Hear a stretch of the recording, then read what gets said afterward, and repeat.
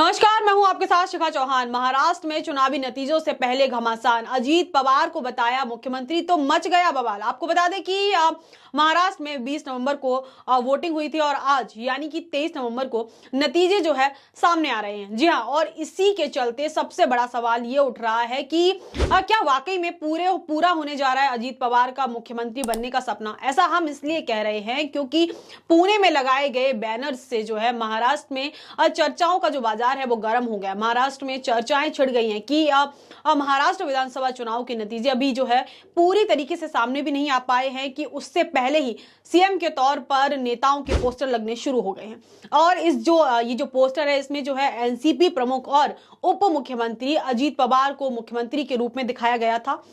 गौरतलब यह है कि महाराष्ट्र में इस बार जो है सीधा साधा जो है मुकाबला भाजपा के नेतृत्व वाली महायुति और जो है कांग्रेस के नेतृत्व वाले महाविकास आघाड़ी के बीच में है। भाजपा, शिवसेना और एनसीपी यानी कि अजीत पवार गुट का गठबंधन जो है महायुति है, जबकि कांग्रेस, शिवसेना और एनसीपी का गठबंधन जो शरद गुट है उसको एमडीए का जो है हिस्सा माना जाता है। वहीं सबसे बड़ी बात यह है कि पिछले 34 सालों में कोई भी पार्टी अपने दम पर महाराष्ट्र में अब तक सरकार नहीं बना पाई। पिछले कई सालों से अगर हम बात करें तो महाराष्ट्र में गठबंधन की सरकार चल रही है। महाराष्ट्र विधानसभा चुनाव 2024 की मतदान प्रक्रिया के बाद किसकी सरकार सत्ता में आएगी, इस पर पूरे राज्य की निगाहें टिकी हुई हैं। और आज यानी कि कुछ ही देर में इन सारे सवालों के जवाब हैं जो एकदम साफ हो जाएंगे कि महायुति या महाविकास जो है आघाड़ी, इन दोनों में से कौन सत्ता में आएगा। वहीं हर कोई इस बात को लेकर उत्सुक है कि किस पार्टी का मुख्यमंत्री कौन होगा। नतीजे साफ होने से पहले जो है अजीत पवार के कार्यकर्ताओं में इतना जो है उत्साह,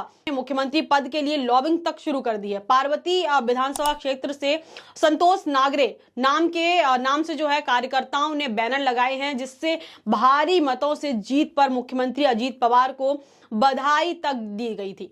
आपको बता दें कि महाराष्ट्र में जो है 1995 के बाद पहली बार ऐसा हुआ है कि वोटिंग परसेंटेज जो है सबसे ज्यादा बढ़ा है। ये परसेंटेज बढ़कर 66.05% तक जो है बढ़ा है।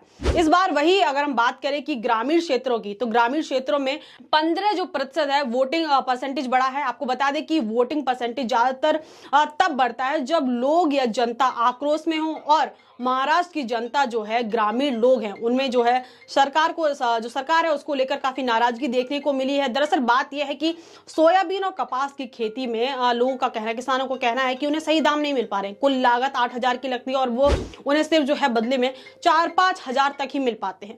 किसानों की नाराजगी है ये, और ये नाराजगी एक बड़ा कारण हो सकती है महाराष्ट्र में बदलाव का। बस लोगों को डर इस बात का है कि जो हरियाणा में हुआ वो दोबारा महाराष्ट्र में ना दोहराया जाए। कैसे हरियाणा में ईवीएम की बैटरी वाला जो मुद्दा है हरियाणा में गरमाया हुआ था उस वक्त, कैसे जो है बैटरी को लेकर जंग छिड़ी हुई थी दोनों पार्टियों के बीच। चलिए अब आपको फटाफट बताते हैं कि वोटिंग के बाद जो है क्या एग्जिट पोल के अनुमान बताए गए थे और अब आज महाराष्ट्र चुनाव को लेकर काउंटिंग में क्या नतीजे सामने निकल कर आ रहे हैं, शुरुआती रुझान क्या रिजल्ट ला रहे हैं और सब आपको बताएंगे। देखिए, शुरुआती जो रुझान है उनके अनुसार अगर हम बात करें तो महाराष्ट्र में महायुति गठबंधन आगे चल रही है, यानी कि बीजेपी आगे चल रही है। और वहीं अगर हम महाविकास आघाड़ी की बात करें यानी कि कांग्रेस की, तो कांग्रेस जो है काफी पीछे चल रही है। वहीं आपको बताएंगे आपकी आज तक, एबीपी और रिपब्लिक मीडिया जैसे जो चैनल है उनके हिसाब से जो है क्या स्थिति है। देखिए, आज तक की बताते हैं। आज तक के अनुसार जो है महाराष्ट्र में महायुति को 218 सीटें उनके खाते में जा रही हैं। तो वहीं अगर हम एमडीए की बात करें तो 56 जो सीटें हैं वो एनडीए के खाते में जा रही। बीजेपी को 124 और जो है शिवसेना को 55, एनसीपी को 37 और अन्य को 2। अगर हम बात करें एबीपी न्यूज की, तो देखिए एबीपी न्यूज में महाराष्ट्र में जो है बीजेपी के खाते में 219 सीटें, कांग्रेस के जो खाते में उसमें जो है 56 सीटें। भाई अदर की बात करें तो अदर के जो खाते में 13 सीटें जाती हुई दिख रही हैं।